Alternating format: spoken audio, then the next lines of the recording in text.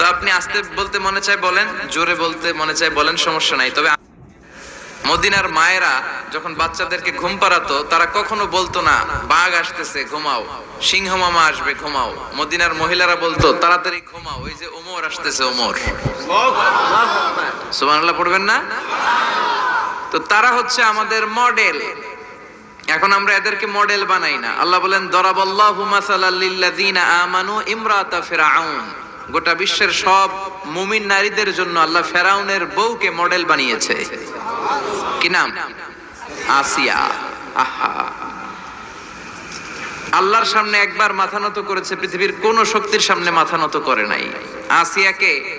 আসিয়া এবং ফেরাউনের finance minister, অর্থমন্ত্রীর বিবি লুকিয়ে কালিমা পড়েছে, সাইয়েদনা মূসা আলাইহিস সালামের উপর ঈমান এনেছে। ফেরাউন শুনে দুইজনকে ডেকে নিয়ে আসলো।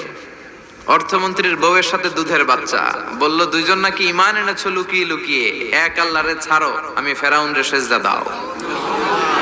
এরা বলল জীবন যাবে কিন্তু ঈমান যাবে না, জীবন দিব কিন্তু ঈমান দিব। প্রথমে ধরলো অর্থমন্ত্রীর বউকে, তাড়াতাড়ি আমার পায়ে সেজদায় লুটিয়ে পড়ো। সে বলে না, জীবন যাবে ঈমান যাবে না। বললো তাই নাকি, দেখি তোমার ঈমানের কত পাওয়ার। জল্লাদরে বলল কড়াইয়ের ভেতরে আগুন গরম করো, তৈল গরম করো, দুধের বাচ্চাটারে টেনে নিয়ে তেলের মধ্যে ছেড়ে দাও। কল্পনা করতে পারেন?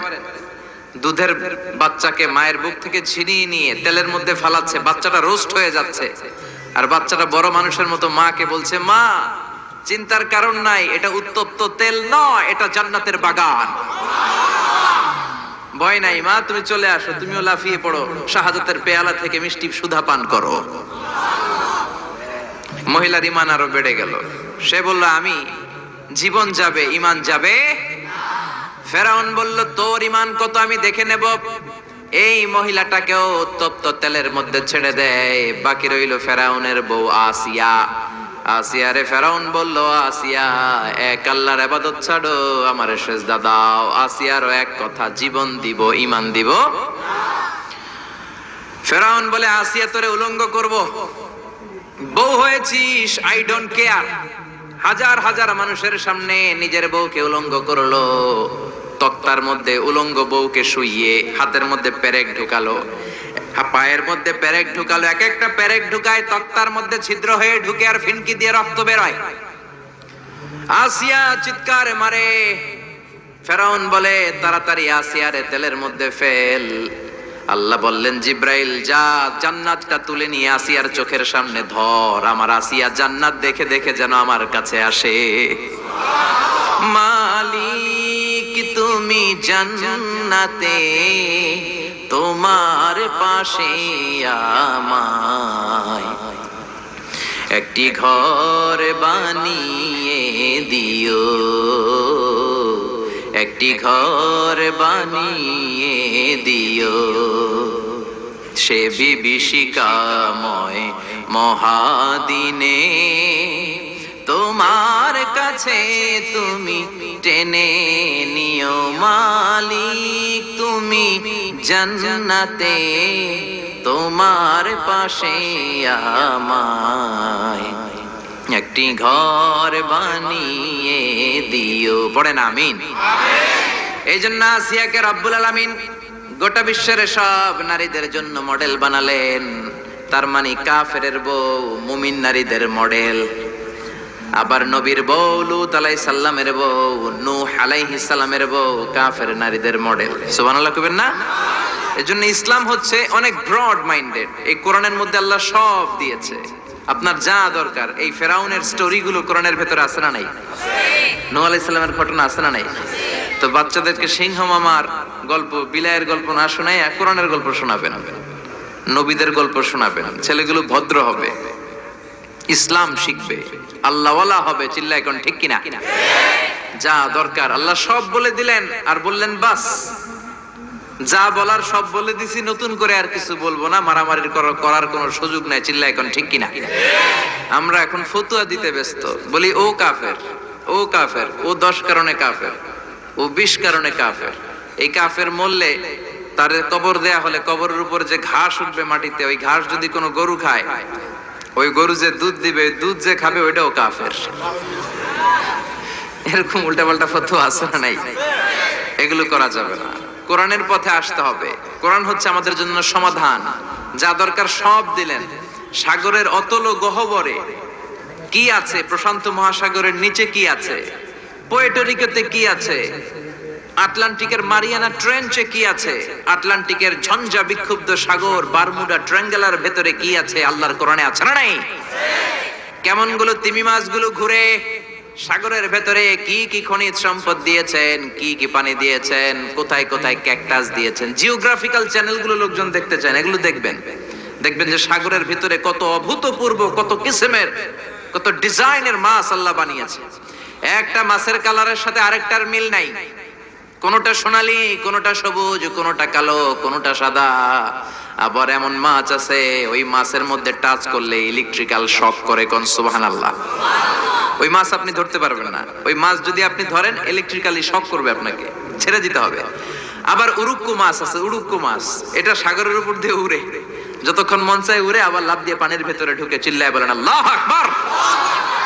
আল্লাহ বললেন সাগর জলের অতল গহ্বরের কথা বললাম, পৃথিবীর মধ্যে যা যা আছে, সাগরের কথা, মরুভূমির কথা, পাহাড়ের কথাও বললাম। বড় বড় পাহাড়ের কথাও কোরআনে আছে না নাই? আল্লাহ বললেন ওয়াজআলনাল জিবালা আওতাদা, পাহাড়কে আমি পেরেকের মতো বানিয়েছি। পেরেক যদি কাঠের মধ্যে ঢুকে দেন, পেরেকের বেশিরভাগ চলে যায় কাঠের ভিতরে, সামান্য মাথাটা বাইরে থাকে। ঠিক তেমনি পাহাড় দুনিয়াতে উপরে দেখা যায় যতটুক, তার 3 ডবল মাটির নিচের পাহাড় থাকে। আমরা জানি না, মাউন্ট এভারেস্ট 29,035 ফিট, কি বিশাল সাগর মাথা, নেপালে অবস্থিত। এই 29,035 ফিট যদি উপরে হয়, তার 3 ডবল পাহাড় আছে মাটির নিচে। চিল্লা এখন আল্লাহু আকবার। দ্য বায়োলজিক্যাল অ্যাসপেক্ট অফ মাউন্টেইনস, কেমন করে আল্লাহ পাহাড় বানালেন। জাবালে আবু কুবাইস আল্লাহ প্রথমে বানালেন, যে পাহাড়ের ভেতরে মক্কার কাবা ঘরের যে হাজারে আসওয়াদ, বন্যার সময় এই পাহাড়ের ভেতরে আল্লাহ লুকিয়ে রেখেছিলেন। এই সিলসিলাতুল জিবাল এখান থেকে শুরু হলো। গোটা বিশ্বের সব জায়গায় আল্লাহ পাহাড় ছড়িয়ে দিলেন, মরুভূমি ছড়িয়ে দিলেন। মহাকাশের কথা আল্লাহ বললেন, সুপারনোভার কথা আল্লাহ বললেন, ব্ল্যাক হোলের কথা আল্লাহ কোরআনে বলেছেন। এই যে বিশাল বিশাল তারার কথা আমরা শুনি, সূর্য পৃথিবী থেকে 13 লক্ষ গুণ বড়, তাহলে ব্ল্যাক হোল এই বিশাল দৈত্য আকারের তারাগুলোকে 1 সেকেন্ডের মধ্যে চুষে শেষ করে ফেলে। এই কথাগুলো কোরআনে আছে না নাই? তাহলে সাগরের নিচের কথা বললেন, পৃথিবীর উপরে যা দেখা যায়, বায়োলজিক্যাল অ্যাসপেক্ট অফ মাউন্টেইনস এর কথা বললেন, ডেজার্টের কথা বললেন, সাহারা মরুভূমির কথা বললেন, পাখির কথা বললেন, প্রাণীর কথা বললেন। আমাদের যা দরকার সব কোরআনে দিয়েছে কে? মায়ের পেটে আমরা ছিলাম। Embryology, how the little embryo develops in mother's womb, মায়ের পেটে বাচ্চা কিভাবে বড় হয় সেটাও বললেন। এজন্য কোরআন হচ্ছে আমাদের জন্য সমাধান। আপনি যত বিপদেই পড়েন, কোরআনের ভেতরে সমাধান আছে না নাই? সমাধান চাও যদি জীবনে, মরণে ফিরে যাও, খুঁজে নাও, চোখ রাখো কোরআনে।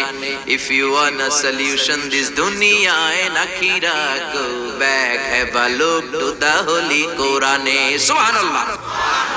এজন্য ইসলামকে আপনি কোন একটা গণ্ডির মধ্যে সীমাবদ্ধ করতে পারবেন না।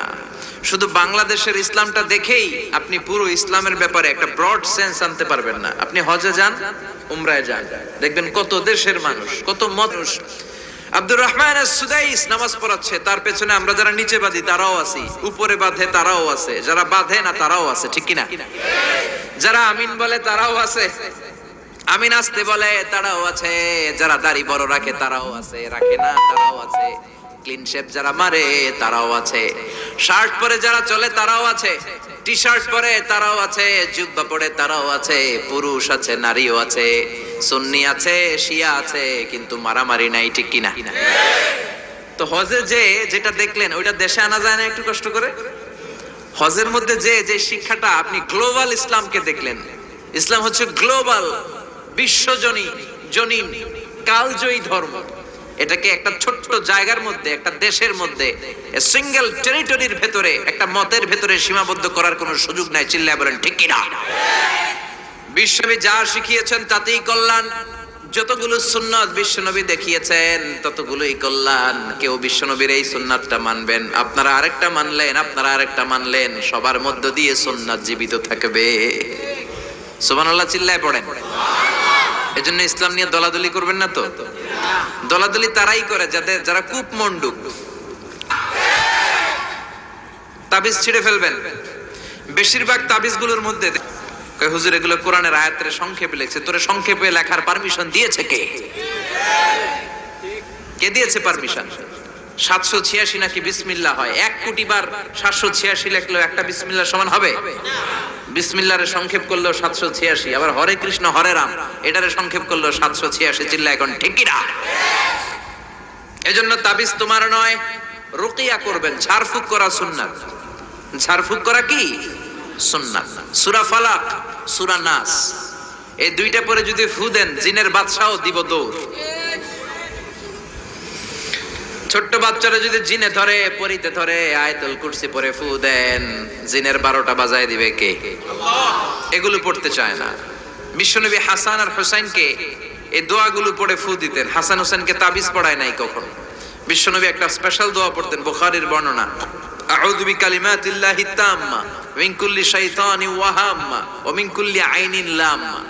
এই যে যারা মোবাইলে রেকর্ড করছেন, রেকর্ড হয়ে গেছে না? আমি যে বললাম বাসায় যে মুখস্থ করবা, মায়ের শিখাবা, ছোট্ট বাচ্চারে শিখাবা। এগুলো পড়ে ফু দিলে কোনো জিন পুরি সামনে আসতেই পারবে না। এগুলো নাই মুসলমানের, তাবিজ লাগে। কি লাগে?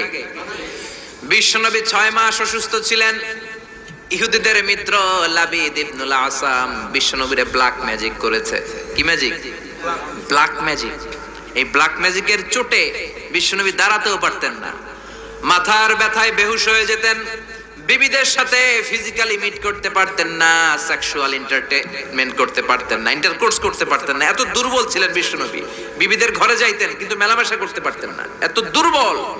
যেই নবীর এক হাতের মধ্যে জান্নাতি 40 জনের শক্তি দিয়েছে কে? আল্লাহ। ওই নবী ব্ল্যাক ম্যাজিকের পাওয়ারে দুর্বল হয়ে যায়। তারপরও বিশ্বনবী একদিনও তাবিজ পড়েন নাই। পড়ছে?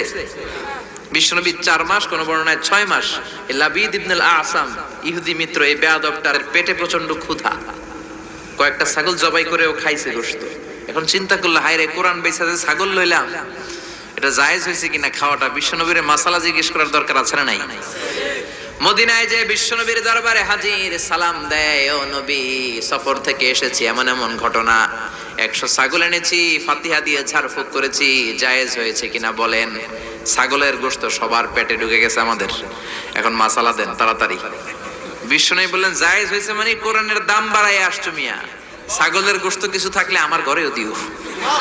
আল্লাহু আকবার।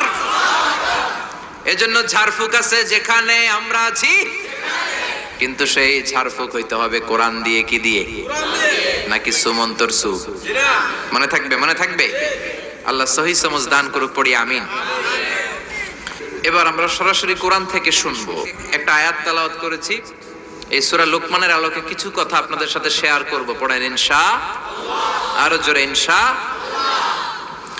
সূরা লোকমান কোরআনের 21 পারার সূরা, 31 নম্বর সূরা, আয়াত আছে 34টা। রুকু আর দ্বিতীয় রুকু থেকে কথা শুনবো। সূরাটা মাদানী নয়, সূরাটা মাক্কি। সূরাটা কি? মাক্কি, মানে হিজরতের আগে অবতীর্ণ হয়েছে।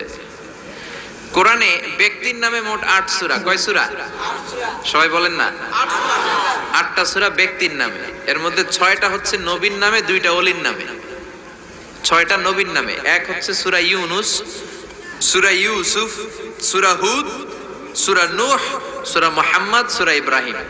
এই 6টা কাদের নামে? নবীর নামে। আর 2টা ওলির নামে। একটা হলো মহিলা ওলি।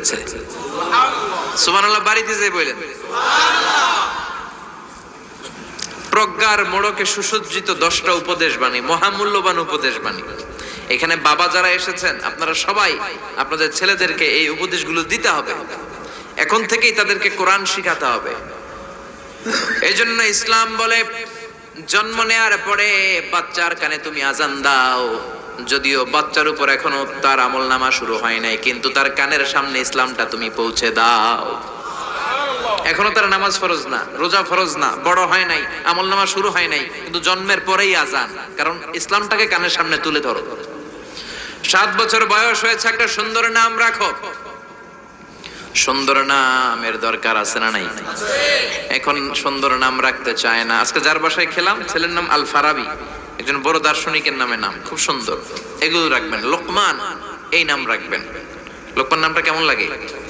সুন্দর লাগে তো?